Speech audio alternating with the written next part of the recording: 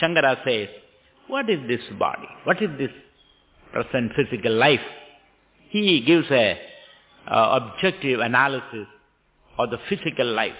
Nalini dalagata jalamati taralam taddod jivita matishaya chapalam, he says. Our jividam, jivita means the life that we know today, the physical life. What is the physical life? A life of eating, drinking, sleeping, reproducing, and then dying. That's the physical life. Receiving sensation, stimulus, and responding to stimulus. That's the sum substance of the physical life. That life he brings under the scrutiny of analysis. He says, Nalini dalagata jalamati taralam tadvada jibidam. Jivida means the present life. Adishayam chapalam. Chapala means very fickle. Life will not last long. We have no certainty about our life. The next moment, you can collapse and die. That person who is giving is such a dynamic person, very active person, and suddenly something happens, his heart stops. He stops breathing. Or his kidney fails. Or he meets with an accident. Or he simply commits suicide, let us. That also can happen. Anything can happen in life. And life is so fragile. And it is hanging on this 4 cc of air which is dancing in your nostril. You take a whiff of air inside, and it is on that 5 cc of oxygen that our life is precariously hanging on. Once you breathe out and forget to breathe in, your life is over. You fall on the ground like a felled tree. That's all what life is. It is so fragile. You may go up to the moon based on this 4 cc of oxygen. And if that 4 cc of oxygen is gone, then on the moon you will perish. Or when you come back, that person who went to the moon, he went all the way, thousands upon thousands of miles he traveled and reached the moon. He landed on the moon. Some people even doubt that also. They say that is all a story. Nobody landed on the moon. That's a different story. So he went to the moon, he came back, and he met with an accident and died. That person who went to the moon came back successfully, but met with an accident and died. Life is so fickle. You cannot predict anything about life. Anything can happen to you at any moment, unaccidentally. And hence, life is chapalam. This is not to frighten you. This is only to caution you. Life is very, very fickle and frail and uncertain. And adishayam means uncertain. Nobody knows what is in store for you in the future. Our life is in the hands of God. That's all what we can say. We have no knowledge. We have no idea. We have no control about the future of our destiny. So, taddud jividam adishaya chapalam. Life is chapalam, frail, fickle, uncertain. That is the truth about life. And we are clinging on to this body, which is of this characteristic, thinking that this body is everything, and forget the other aspects of life. And Shankara gives a very telling example, very picturesque and telling example, to show the fickle and frail nature of life. He says, imagine, Nalini dalagada jalam, a drop of water fallen on the lotus leaf. Lotuses grow in water. And the leaves are just on the surface of the water. There is no water on the leaf, because it's just on the surface. And then comes a breeze, and it disturbs the water, and a drop of water falls onto the leaf, and that drop of water dances on the leaf, and on the lotus leaf it gains a new color and a glistening and shining drop of water. And you can say never in the history of these drops of waters has there been such a wonderful drop of water. You can say anything about it. And then comes another breeze, and the lotus leaf shakes a little, and the water drop goes back. Is it not?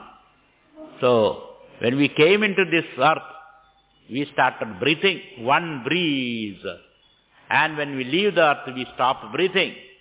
That breeze is gone. And that's all our life is. So our life is as fickle and uncertain as a dancing drop of water on a lotus leaf. And there is no certainty, no clarity about the fate and the destiny of that drop of water. Is it not? Similarly, our life is as fickle and frail and uncertain as that. So, Nalini Dalagata Jalam Aditaralam is very frail and fickle. Tadvodjividam Adishaya Chabalam. Okay, that's I understood. Life is very fickle, very uncertain, very short. Life is very short. 90 years. Of the 90 years, 15 years you spend in childhood. Last 15 years in all day senility. So 30 years is gone from 90 years. So how many years are there now? 60 years are there. All the 60 years, half of your life you spend in sleeping. So from 60, again 30 years gone. And another, so much time is spent in eating, fighting, dreaming. And then what is there left for you? Very little time for positive things. So life is very short and very fickle. And even while you are living that 80 or 90 years, what is your experience of life? The experience of life with the vyadhi, illnesses, abhimanam, ego, vanity, the pain that caused by vanity and ego, arrogance. So on side physically you are ill, mentally also you are ill. A lot of mental problems. Nowadays you find a lot of mental problems people are suffering from. Stress and strain and anxiety and tension and depression and maniac, depressions, etc. So either you are physically ill, if you are not physically ill, those people are mentally ill, all kind of problems. So what kind of life is there, the physical life? Life itself is short, like a drop of water in a frying pan. If you put a drop of water in a frying pan, immediately it sizzles and sizzles out. It just simply disappears. It's a momentary. And even that momentary life is full of illnesses. And if you are not ill, mentally ill. So what is this? Shankara is painting a very depressing and a pessimistic picture. And that is the truth. If you look at life, this is the truth. It's very short, very uncertain, very fickle, and even that short life is full of physical ailments and mental illnesses, and we are really suffering. That's why people say, Bhagavan, please lift me from this samsara. This world is full of suffering. Please lift me from this samsara. This world need not be a place of suffering, provided you live an intelligent life of attention and awareness, devotion and understanding. The world need not be a miserable place. But at this point, this is our history. So, Nalini Dalagata Jalamaditaralam, Tadurjivida Madishaya Chapalam, Vidhi Vyadhi Abhimana Grastam, Logam Shogahatam Samastam. That's a very interesting story that Yama is the lord of death. He appeared in a dream to a king. A king had a dream of Yama. And the Yama says, tomorrow 11 o'clock I will meet you. That's all what he said. And the king understood what is the purpose. Yama meets you, then you know.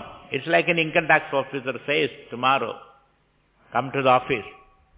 Or a police station says, come to the police station. You know what is the purpose.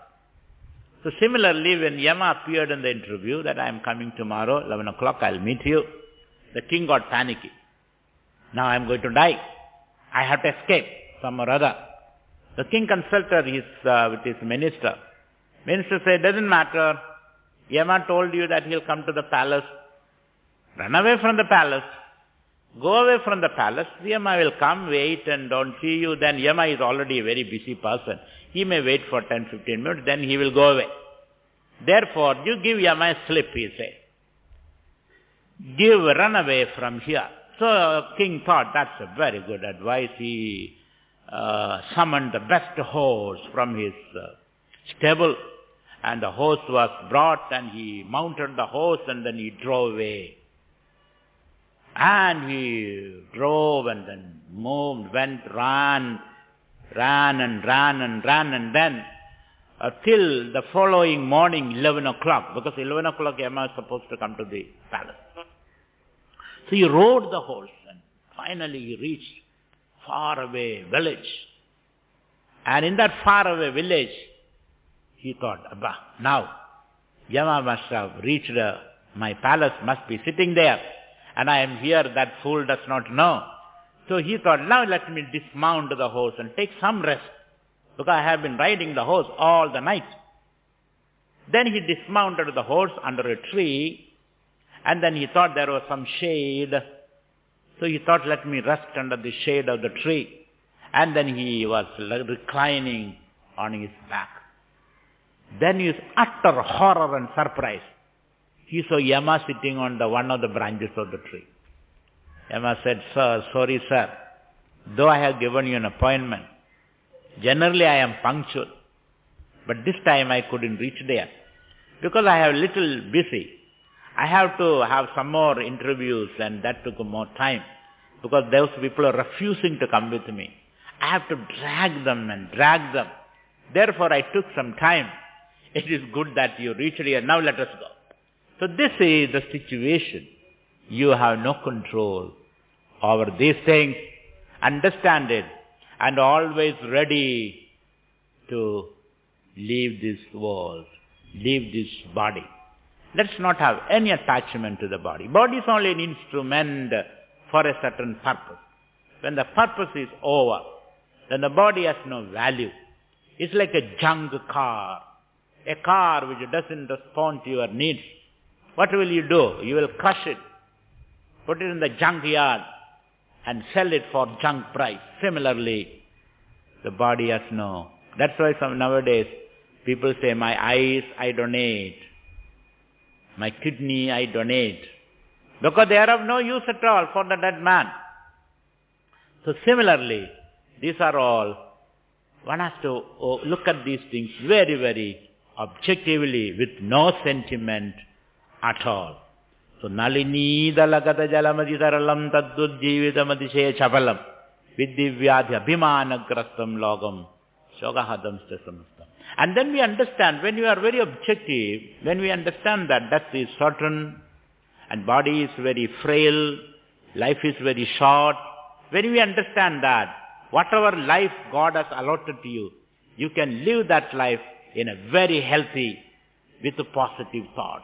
Body will be healthy, mind will be positive, you will have intellectual clarity, and you have access to the spiritual wisdom. You can live life very, very comfortably, provided you are detached from your extreme fascination for the body or attachment to the body. Now, this man says, that is all okay, sir, body is very frail, but my family is very attached. I love my family, my wife and children, my parents, my uncles. I love them, they love me, we are attached to each other. And if I don't go home, my wife will not eat, my children will not eat, my mother will not sleep, because they are all waiting for me. So that kind of a illusion we have, that these people are very much attached. Here Shankara says, you have not understood the ways of the world, sir. You will be respected and loved as long as you have the capacity to earn wealth, income. As long as you are working and bringing salary home, so long people are attached to you. Wife will give you tea and you will get the newspaper. You will get the preference in reading the newspapers. and everything is there, your clothes will be washed and ironed and kept in the right place. As long as you bring a hefty income home, and the moment you stop bringing that, either after retirement only a paltry pension, or they dismiss you, no salary. When you stop bringing hefty salary or income, people stop respecting you also. Useless man, sitting around, only eating. Of what use? I never knew. If I had known this, I would not have married this person. Children also will say, useless person.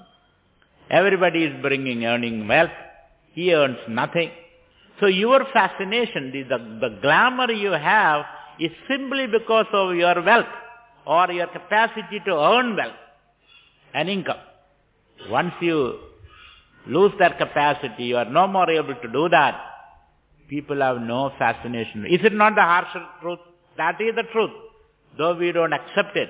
Of course, people will accommodate you, but you will not have the same dignity and respect. So people's love, most of the time, people's love is because of the wealth. That is. Even mother love the boy who is an IAS officer. He will say, my son is an IAS officer and he is this, he is that. Even he was a little child, I used to do this, I do that for him. And the other boy, the other son, who is just SSLC pass, mother will not even mention his name. She will not even say. She will always compare. Even motherly love is a polluted love from that standpoint. Even she has this preference. If your one son has wealth and position, mother has got an extreme love for that person, my son. The other person, he has no love. So what are you loving, sir? You are loving only the wealth, the power, and the position, not the person.